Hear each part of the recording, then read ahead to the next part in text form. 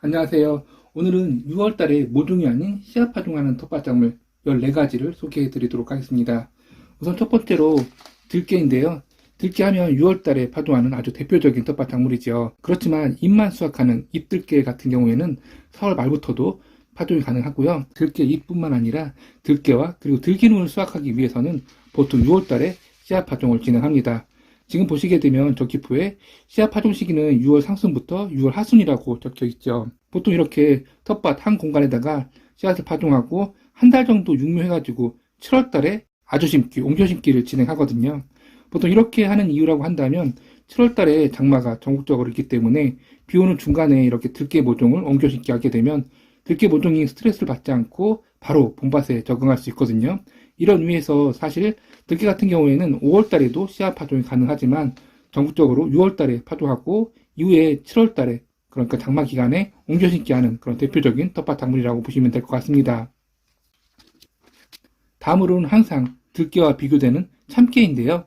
참깨 하면 5월 달에 파종하는 아주 대표적인 텃밭 작물이죠. 그렇지만 이렇게 6월 달에도 씨앗 파종 가능한 품종이 따로 있거든요.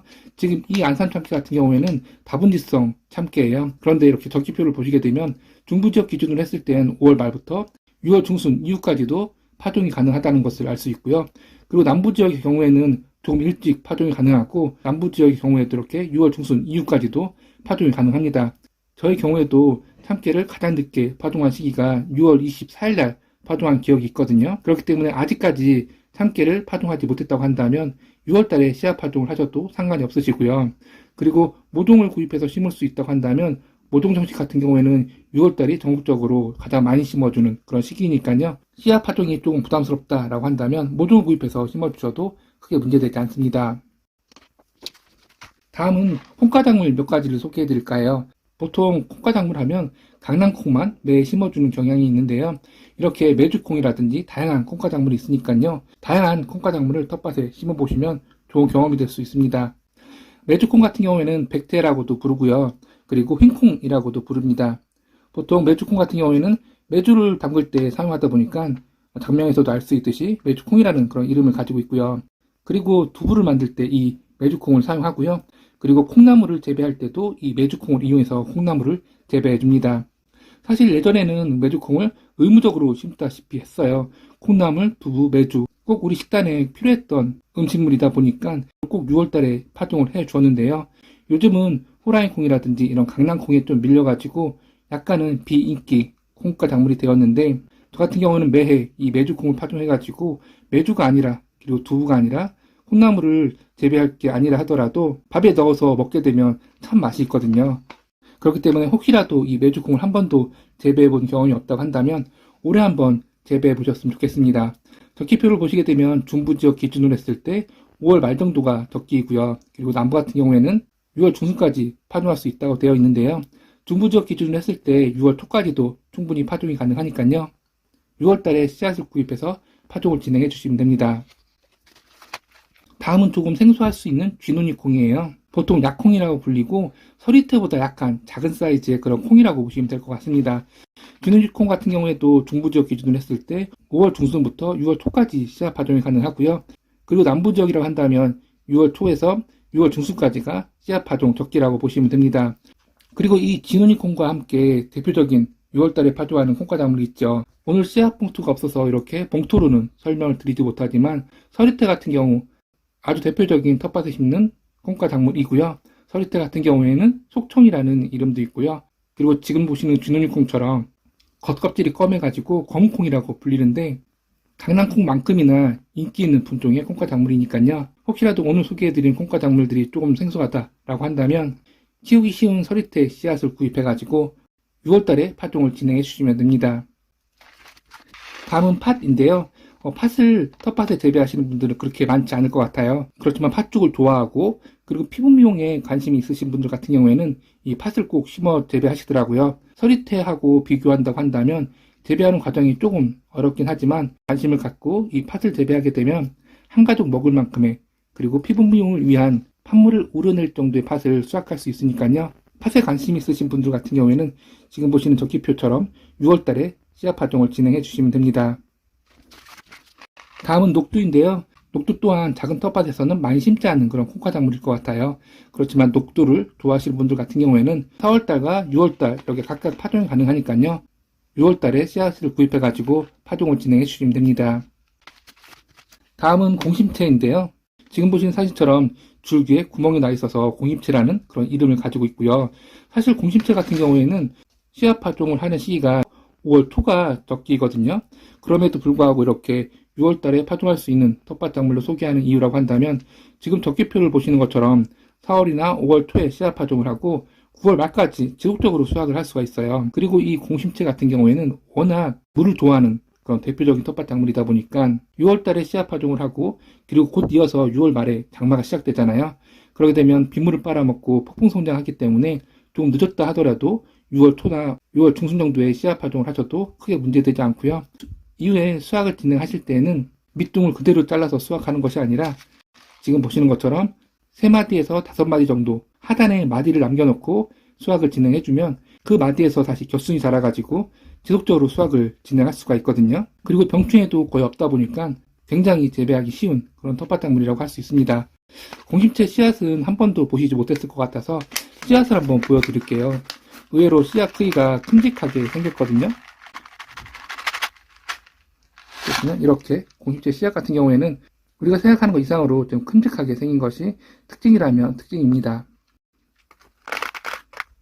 공심채 씨앗 파종할 때에는 너무 깊게 심어주시면 안 되고요. 최대한 얇게 씨앗 파종을 진행해 주시면 됩니다. 다음은 시금치인데요. 시금치 하면 이른 봄과 그리고 가을에만 씨앗 파종할 수 있다고 아시는 경우가 많이 있는데요. 이렇게 사계절 연중 재배 가능한 시금치 씨앗이 있거든요. 이런 시금치 씨앗 품종 같은 경우에는 추운 겨울을 제외하고는 언제든 씨앗 파종이 가능하니까요. 혹시라도 4월달이나 5월달 시금치를 좋아하는데 씨앗 파종을 못했다고 한다면 사계절용 시금치 씨앗을 구입하셔가지고 씨앗 파종을 진행해 주시면 됩니다. 적기표를 보시면 이렇게 6월 초쯤에 씨앗 파종을 하고 7월 중순 정도에 수확을 진행할 수 있다고 나와 있죠.